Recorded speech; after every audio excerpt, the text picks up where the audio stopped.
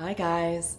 Good morning, good afternoon, good evening, wherever you happen to be in the world. It's Elaine here, the Animal Reiki Lady, and I'm coming to you today with a very special video for a very special reason. This is for a beautiful dog named Aya, and Aya is about ready to cross to the Rainbow Bridge.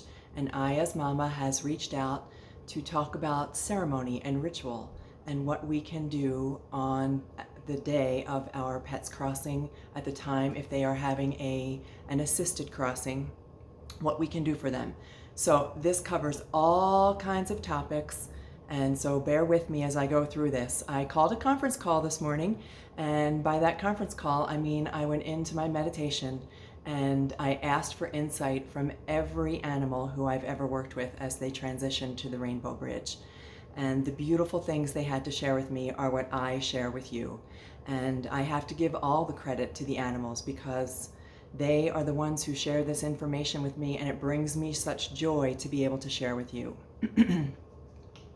Okay, so for those of you who may be catching me for the very first time, my name is Elaine. I'm an Animal Reiki Master. I help people build really deep spiritual healing connections with the animals in their life.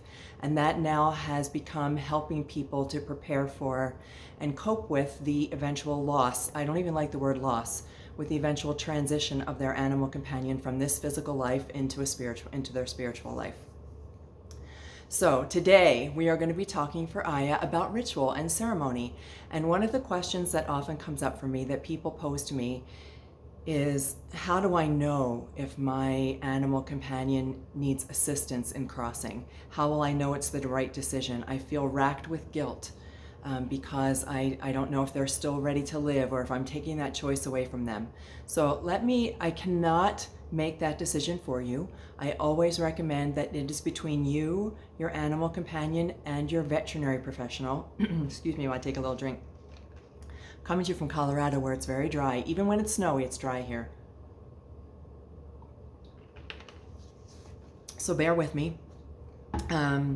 Okay, so I can't help you make that decision, but you can quiet your mind, ground yourself, and I'm going to show you a way to do that in just a second, and sit quietly with your animal. You can look them right in the eye. They will generally let you know. I use the example of my Lucy. Lucy was almost 14 years old. She had lost control of her bodily functions. I was using a harness to help her up to go outside to go to the bathroom. She couldn't walk. She was in pain. And she looked at me with those eyes one morning, that tired eyes, very, very tired eyes. Eyes full of love, but eyes that were so tired. And I'm dog sitting and he's about to knock over the whole camera. Cosmo, stop. and I knew. And so I sat there in a quiet space with her and filled my heart with love right there. So we're going to talk about that in just a second, and what a powerful tool love can be for you when you have to make these kinds of decisions. Okay, so I can't make that decision for you, but I can guide you. And people say, how do you get grounded? How can you quiet your mind? I have so much fear and so much guilt. So the number one thing that I can share with you is that we should make decisions based from a place of love and not based from a place of fear and guilt. And one way to focus your heart on love is a physical action. I teach this in my Reiki classes. I teach Reiki, but from the perspective of animals. It's called Gasho, and we take our hands and we consciously bring them together into Gasho. And Gasho is also known as prayer position. And we take our hands and we place them in front of our heart, and we breathe, and we let that breath fill our heart, and we feel it between our hands and our heart. We make a connection. And when we do that, it helps to quiet our mind, and it is grounding us. Our hands are how we give. Our hands are how we do. Our heart is how we feel. Our heart is how we be. And so when we can, just that simple conscious action of balancing left and right, of placing our hands at our heart, quiets our mind and allows us to make decisions from a space based in love and not a space based in fear. So that's one of the number one tips that I can give you. So let's say you've made the decision. You've made the decision, and your animal companion's crossing, like Aya, is going to be assisted. What do you do? How can you help them? Well, I'm going to tell you two things. I'm going to tell you a lot more than two things, but I'm going to tell you this from the perspective of an animal who is going to have their crossing assisted, and from one who may choose to cross on their own. So the first thing is, you want to create a space of love. The most selfless thing that you can do is to fill your heart with unconditional love.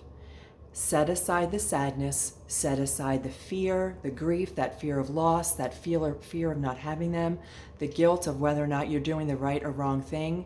Let that subside. Just rest in your heart. Think about how good it feels to hold them, how beautiful and unconditional their love has been for you, and you can create a space of unconditional love. Be with them, let them know they are perfect. In your mind, you can just begin to feel this. Think of these words, listen to my voice, and it will help you create this space. Imagine that all is well. Everything is perfect just the way it is. Your animal companion is pure consciousness. They are beautiful consciousness. They are a spiritual being having a physical experience, and what they are about to cross to is back into their pure, perfect state of loving consciousness. Their energy does not disappear. Their energy does not leave you. We can block it with fear and grief, but their energy does not ever leave you. So just keep this in mind, that they are a spiritual being in a physical body returning to their spiritual energetic self. And that is 100% pure positive love. So when you can create that space, that is the number one thing you can do for them, is remind them they are loved, remind them that they know that they are on a beautiful journey. They are about to take the next step into their amazing journey, that life does not end because they're no longer in their physical body. So that's the number one thing that I would recommend. In terms of ritual, you can do anything that makes you feel good. Your animal companion does not need a candle, does not need a song, does not need music, does not need crystals, does not need sage or a sound bowl, but you may. And if it helps your physical center, if it helps you to become grounded and centered and fully present for them, do whatever it takes for you to be present with them. And that can be lighting a candle. It can be playing soft music in the background.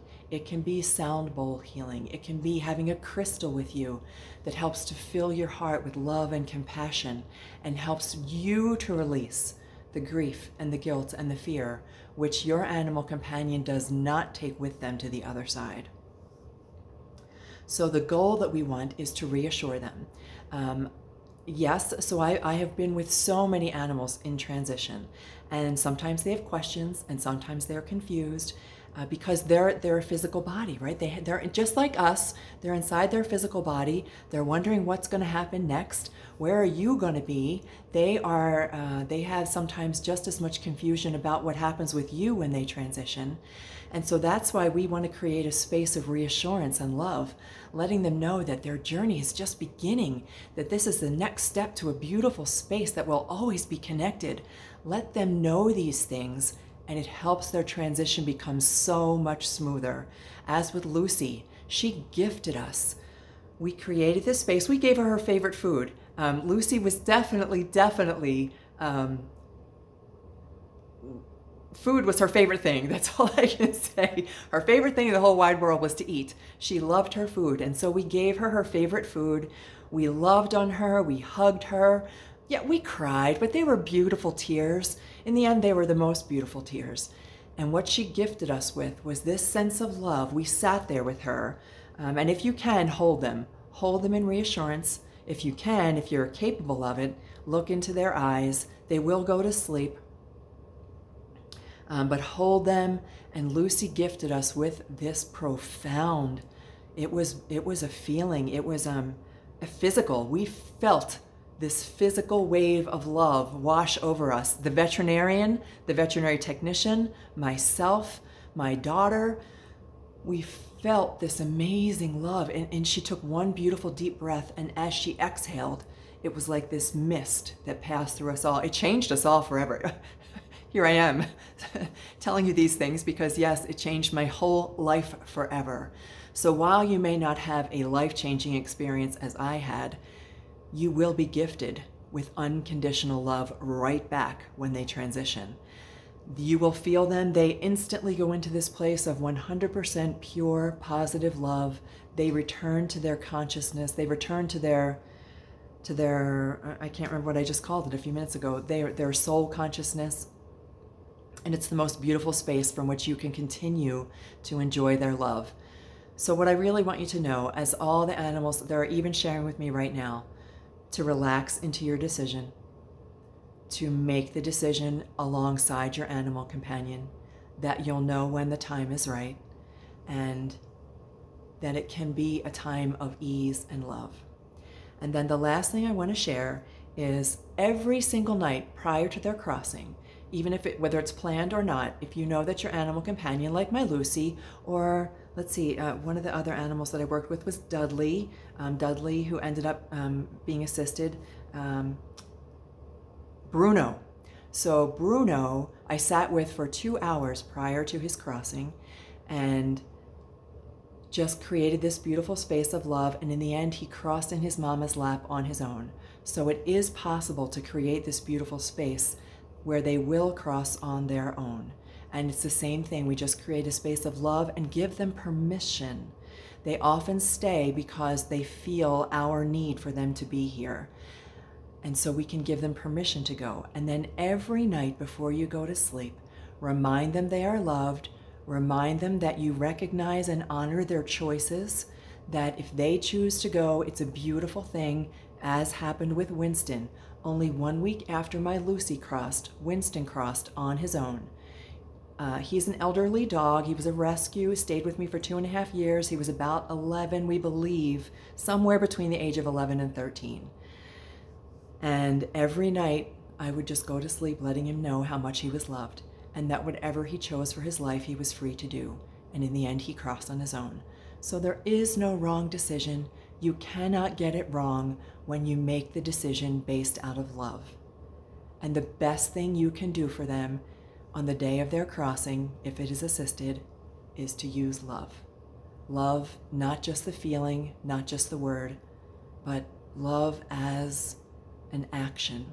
Love as something that you do. Love as something that you give. And your animal will be with you forever.